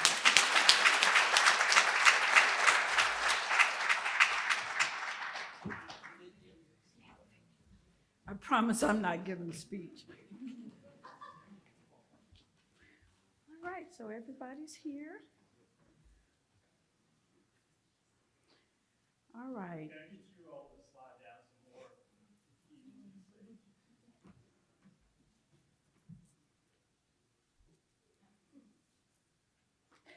All right. For all the directors, you have been elected in accordance with your bylaws to the important office of directors. You are worthy of the honor bestowed upon you. Your business experience, your zeal, and loyalty to the society constitute you an admirable executive for the position of Atlanta Airport Chamber Board of Directors. It will be your solemn duty to work with their president, other elected officers, and the membership to advance the chamber and to faithfully perform the duties of your office as prescribed in your bylaws. Are you now prepared to take the oath of office as directors of the Atlanta Airport Chamber? Yes. All right. So, in the presence of the honored guests and members here assembled, please raise your right hand and repeat after me the oath of office. I, please state your name. Do solemnly promise and pledge that I will discharge the duties of my office to the best of my knowledge and ability. You are so charged. I congratulate you upon your election and wish you well in this year.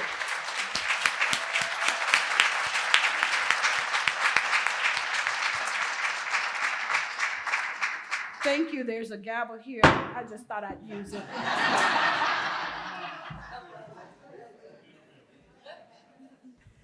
All right, I want to thank all of you. This has been an incredible evening of enlightening information, and then to have our new board sworn in, and all of you stayed with us the entire evening. We really appreciate your support of the ATL Airport Chamber. I want to thank all of the speakers again.